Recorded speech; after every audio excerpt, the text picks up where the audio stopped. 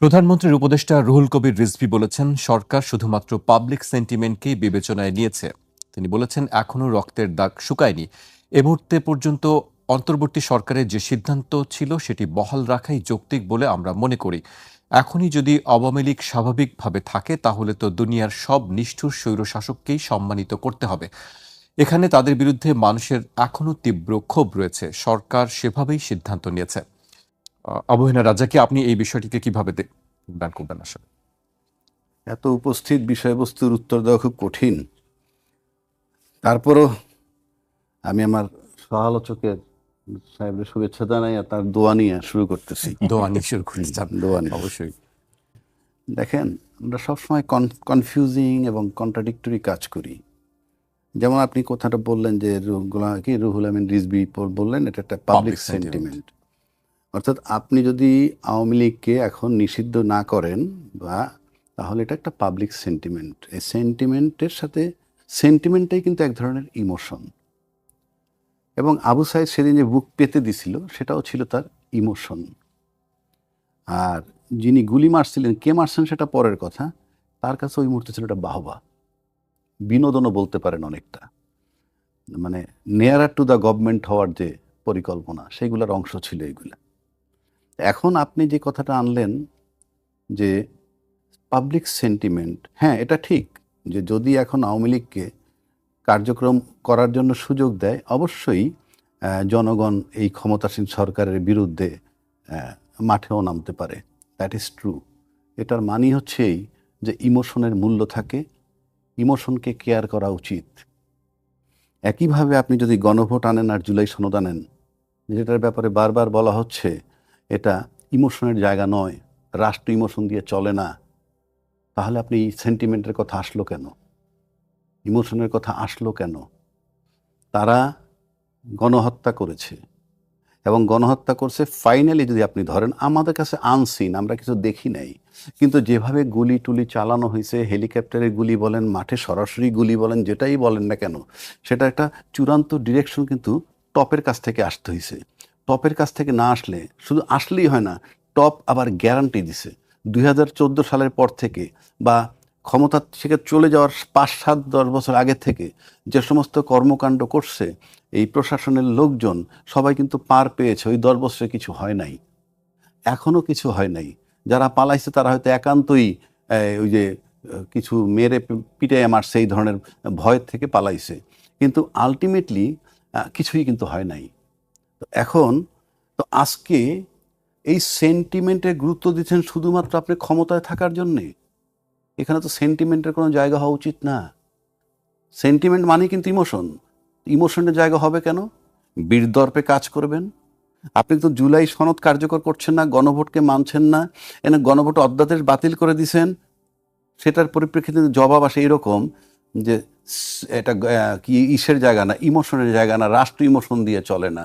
বিষয়টা confusing, contradictory হলো না? আপনি তো একটা স্ট্যান্ডে থাকবেন। এতগুলা লোক মারলো, মরল, যেভাবেই হোক, সেটাকে আপনি কোনো গুরুত্ব দিবেন না এবং সেটাকে চিন্তা করে যে একটা বড় দল একটা সেন্টিমেন্ট। আমি কিন্তু এটার পক্ষে বিপক্ষে না। আপনি দল বন্ধ করবেন কি করবেন না ভিন্ন কথা। অন্তর্বর্তীকালীন সরকার যখন এটাকে নিষিদ্ধ করা হয়েছিল কিংবা বন্ধ করতে চাইছিল আওয়ামী লীগের রাজনীতি, তখন কিন্তু আজকে ক্ষমতাসীনরা তখন বলছিল আমরা অ্যাডমিনিস্ট্রেটিভ অর্ডার দিয়ে কোনো কিছু বন্ধ করতে চাই না, এবং যারা অপরাধী তাদের বিচার হবে, কিন্তু রাজনৈতিক অধিকার হরণ করা ঠিক নয়। কিন্তু আজকে রেজাল্টটা কি দাঁড়াইলো? সো ইউ আর পেইং যে আপনি আপনার নিজের অবস্থানটাকে সবচেয়ে বেশি দেখতেছেন সব দিক থেকে।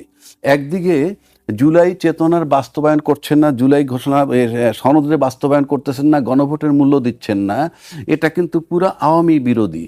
এই জুলাই সনদ বাস্তবায়ন যদি করেন, গণভোটের আলোকে যদি সংবিধান সংস্কার হয়, সব আওয়ামী লীগের বিরুদ্ধে যায়।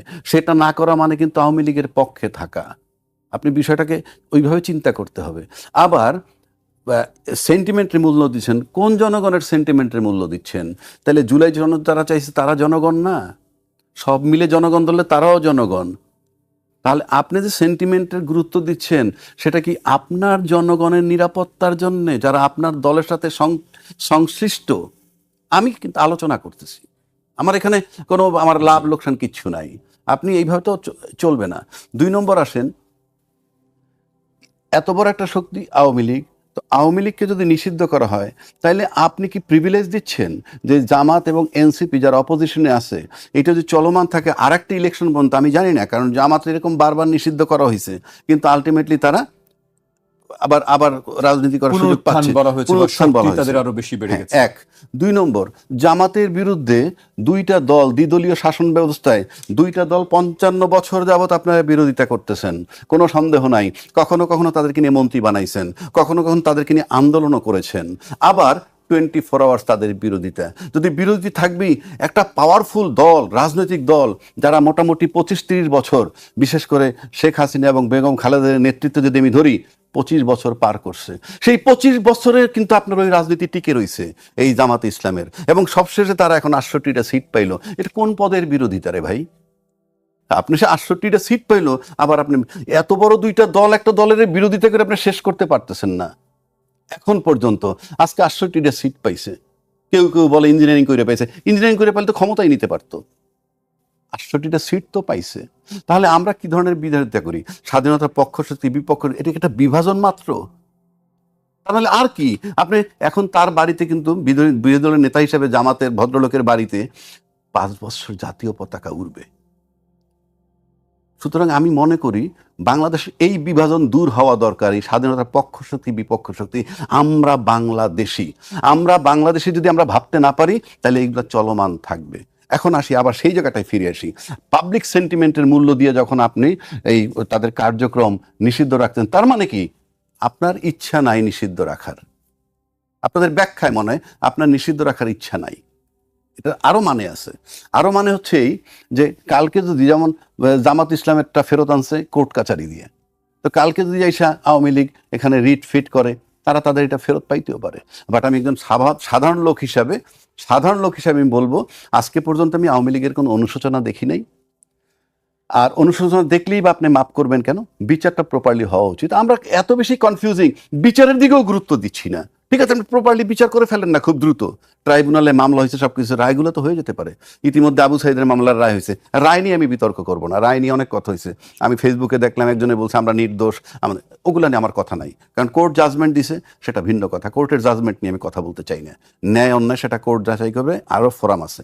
এইবার আসেন, এই যে নিষিদ্ধ করে থাকতে পারতেছি বা সেন্টিমেন্টের উপরে গুরুত্ব দিতেছি, বিষয়টা আসলে কি? বিষয়টা কি বিএনপি অর্থাৎ আওয়ামী লীগ যাদের উপর নির্ভর করতো, প্রত্যেকটা দলের কিন্তু একটা শক্তি থাকে, এবং আভ্যন্তরীণ শক্তিটি আমি বলবো, আভ্যন্তরীণ শক্তির ভিতরে হলো মিডিয়া, অ্যাডমিনিস্ট্রেশন, প্রশাসন বলতে মিলিটারি প্রশাসন, পুলিশ প্রশাসন, এগুলো হলো সরকারের যন্ত্র। আর অন্যান্য প্রশাসন যেটি আছে ওইগুলো ওই যন্ত্র না। অন্যান্য প্রশাসন দুর্নীতির মামলায় ঢুকাবে, আপনি ইনকাম ট্যাক্স ফাইল নিয়ে নাচাবে, নানান কিছু করতে পারে। এই সব কিছু মিলে আপনাকে কাস্টডিতে নিতে হলে লাগতেছে এই পাওয়ারগুলো।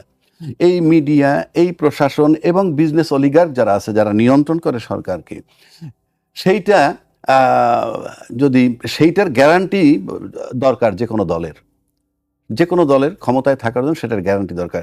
এবং এই শক্তিগুলার বুদ্ধিদাতা কারা সেটা অন্য চ্যাপ্টার। কিন্তু যদি এইটাকে চিন্তা করে যে এই 3টা কমিউনিটি আমার থাকা দরকার, সেই 3টা কমিউনিটির কাছে নিশ্চয়তা পাওয়ার জন্য এই সমস্ত করতে হচ্ছে কিনা সেটা একটা বিষয়। পাশাপাশি আপনি যদি আসেন, আমরা আগে যে সেন্টিমেন্টটা দেখছি তাতে আওয়ামী লীগ অন্তর্বর্তীকালীন সরকার নিষিদ্ধ করছে। তখন যদি আজকের বিএনপি সরকার আরো বুদ্ধিমান হইতো, তখন ওই মুহূর্তে যদি তাকে দিয়ে আওয়ামী লীগটাকে নিষিদ্ধ করা যেত, সমস্ত ব্লেম কিন্তু আজকে চলে যেত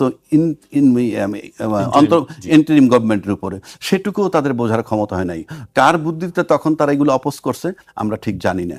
অনেক কিছু করানো যেত ওই অন্তর্বর্তীকালীন সরকারের দিয়ে, এবং সবটা কিন্তু তার উপরে চাপাইয়ে দেওয়া যেত। এবং আমার ধারণা যে আজকে যদি বেগম খালেদা জিয়া বেঁচে থাকতেন, তাহলে আমার কাছে মনে হয় ইউনূস সাহেব লম্বা সময় না পেলেও ওই 1.5 বছর খুব পিসফুলি থাইকে যেই কাজগুলা এখন করতে চাচ্ছে অনেকে, যেমন এই যে নিষিদ্ধ করা, এই সমস্ত কাজগুলা অন্তর্বর্তীকালীন সরকার দিয়ে করানো যেত নিজে নির্দোষ থেকে। পাশাপাশি আরেকটা কথা বলি, এই চুলের সাথে রিলেটেড হলো আবার শিরিন শারমিন চৌধুরী। এখন শিরিন শারমিন চৌধুরীর গ্রেপ্তার করলো সম্প্রতি। শিরিন শারমিন চৌধুরীর গ্রেপ্তারটা কেন করলো? আমার ধারণা বলছি, আমি তো শিরিন শারমিন চৌধুরী গ্রেপ্তার না করলেও তো পারতো, কিন্তু আমার কাছে মনে হয় শিরিন শারমিন চৌধুরী প্রায় 1.5 বছর যাবৎ বাংলাদেশে সার্ভিলেন্সে ছিল, তা না আপনি খুঁজে পাবেন কোত্থেকে, সার্ভিলেন্সে ছিল, সময় মতো তাকে ধরছে। এটার মানে হচ্ছে এই যে একটা সময় হয়তো আওয়ামী লীগের রাজনীতি করতে দিতে হবে, আমার ধারণা। সেক্ষেত্রে কারা করবে? প্রধানমন্ত্রী যিনি সাবেক, উনি করতে পারবেন না, কিন্তু উনি এখন পর্যন্ত ছাড়ছেন না, উনি কিন্তু ওনার পথ ছাড়েন নাই। মানে ক্ষমতার লোভ মানুষের এত, এখনো কিন্তু ছাড়তে পারতেন ভারত বসে, যে ঠিক আছে অন্য কাউকে আমি বানিয়ে দিলাম। তা আমার ধারণা শিরীন শারমিন চৌধুরী কাস্টডিতে গেছে, কি ইস্যুতে ধরছে আমি তা জানি না, তবে তার জামিন পাওয়াটা আমার কাছে মনে হয় গ্রহণযোগ্য। হত্যা মামলায় তাকে হত্যা মামলা দেখানো যাই দেখেন, তারা হেভিওয়েট জামিন পেতেই পারে, হয়তো যখন জামিন পাবে তাহলে সে ক্লিন ইমেজে থাকলো, অর্থাৎ তখন সে ফ্রি মুভ করতে পারবে। এই গ্রেপ্তার না হয়ে ফ্রি মুভ করলে একটা কোশ্চেন আসতো, পাবলিক সেন্টিমেন্ট, এই যে কথাটা বলছে রুহুল কবির রিজভী, যে সেন্টিমেন্ট, যে এখন যদি শিরীন শারমিন যদি এমনি ঘুরতে থাকতো তাহলে বলতে হত্যা মামলা আসলে ঘোরে কেমনে, ফেসিস্টের দোষর ঘোরে কেমনে, হ্যাঁ, এই গ্রাউন্ডে তিনি দিয়েছেন। অথচ ফেসিস্টের দোষর রাষ্ট্রপতি কিন্তু বহাল তবিয়াতে আছে। You see the politics. মানে আমার কাছে এটা আলোচনা করতে এখন আর ভালো লাগে না ইনফ্যাক্ট। তো আমার মনে হয় আলটিমেটলি একটা সার্টেন টাইম দেখা যাবে শিরীন শারমিন যদিও রিলিফ পাবে, রিলিফ পাওয়ার পর যদি কখনো সুযোগ আসে যে ক্লিন ইমেজের ইয়ে করবে, সেক্ষেত্রে তারা নেতৃত্ব দিতে পারে।